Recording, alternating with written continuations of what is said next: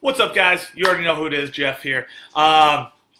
Today, we're taking a lesson from Guardians of the Galaxy 2 that I saw over the weekend. Great movie. If you haven't seen it, I definitely recommend you go see it.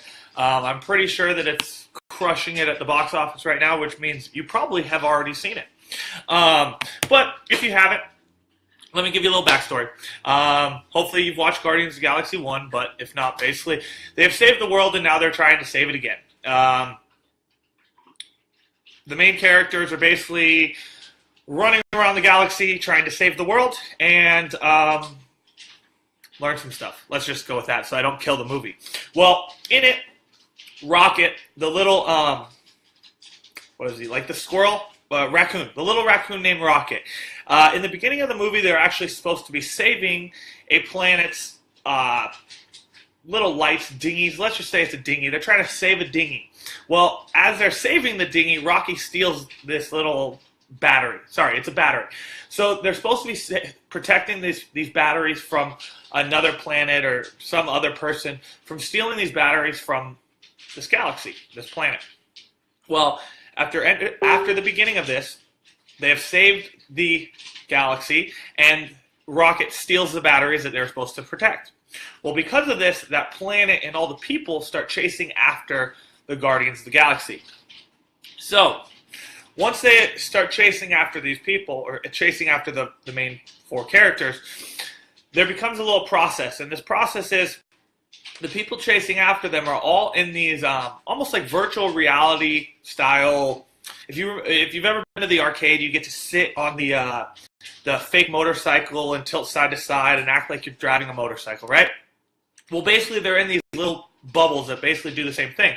And instead of actually piloting any actual aircraft chasing the Guardians of the Galaxy, they're in these little bubble pods that are basically drones chasing. Well, as they start to continue this fight, the Guardians of the Galaxy are killing off a bunch of people. Boom, boom, boom. They're blowing up, they're dying, all this good stuff.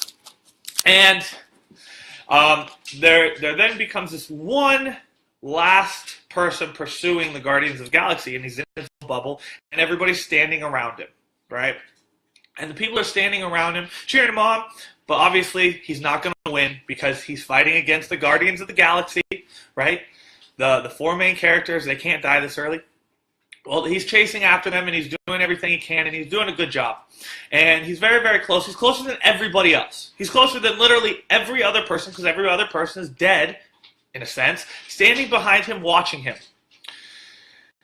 Well, eventually, he blows up. When he blows up, everybody behind him goes, of course, like you always do, and basically just acts like he didn't do shit. Right? Acts like they're, again, better than him because he has died like them. But the difference is this. He died last. He made it further than anybody else, and everybody standing behind him is just critiquing him and being a fucking judgmental asshole. Right? They act like they are so superior, but they died out first. So, in our lives, we have people like this. Sometimes you might even be that person. I know I have been that person at times. My girlfriend will probably say that I'm that person all the time. I try not to be, but it is definitely a good lesson. And that lesson is this. There's always going to be people around you that are cheering you on just to cheer you on when you fail, right? And those are people you want to get rid of. And when I say get rid of, sometimes it's hard to get rid of them. You can't get rid of your family, your friends, your significant other, but sometimes you just learn to push them away. Other times they are people that you don't give a fuck about, and you can get them away. But it's important to get rid of those kinds of people. Inside of this coaching group, you notice that no one does that. And it's important to surround yourself with people that will cheer you on and even acknowledge the fact that you might have failed, but you failed fucking higher than them, right? Like, if me and you were in a boxing match and I got my ass beat, I'm a cheer for you because you won, okay? Don't be the people that cheer for someone just to see them lose and then be like, ha ha, you always lost. This is what you always do. That's why our society sucks. That's why people continue to fail, right? So if you have these people in your life that are continually cheering you on just to watch you fail and then acting like they're better than you, get fucking rid of them because they're not worth your time or effort. They're people that will literally drag you down and make you want to hurt, like put yourself in positions and places like sedation through alcohol and drugs and stuff like that, or they'll just push you to a point where you just give the fuck up, right? And it's your life, not theirs.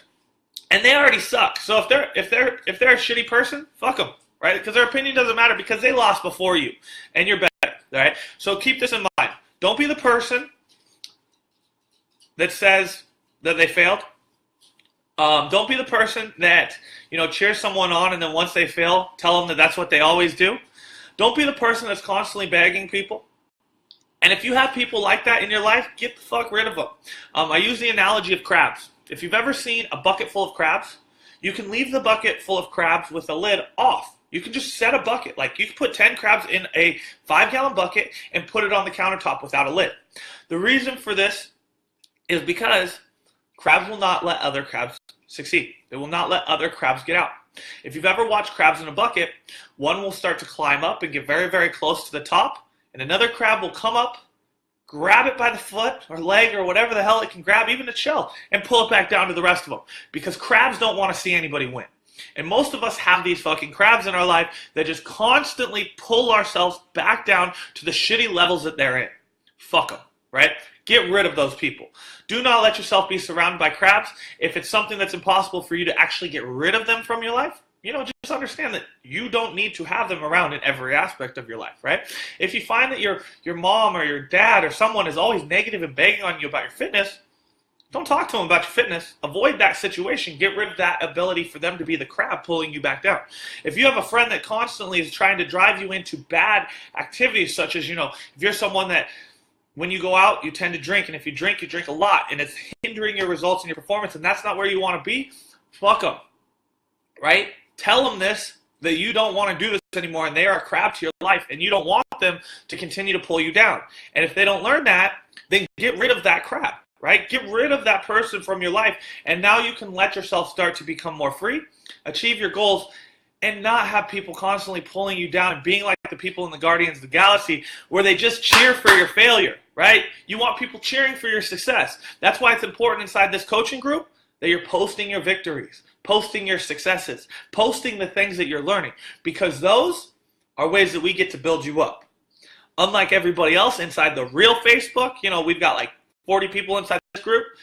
Outside in the real world, you might have anywhere between 200 to 5,000 friends on your Facebook. A couple of those people are going to be shitheads. They're going to constantly be pulling you down just like crabs, and they're constantly going to be cheering for your failure. Get rid of them. You don't need them, right? That's the lesson for the day. So don't be that person. Take a little mental process. See if you've ever done it, because I know I have. I can't tell you not to do something that I have never done, but I can tell you this. I see where I've done it before, and I can see how I can make the future changes. Now, can you do the same? Can you acknowledge the times that you've been a shitty person and cheered for someone's failure and been the crab that pulled someone back?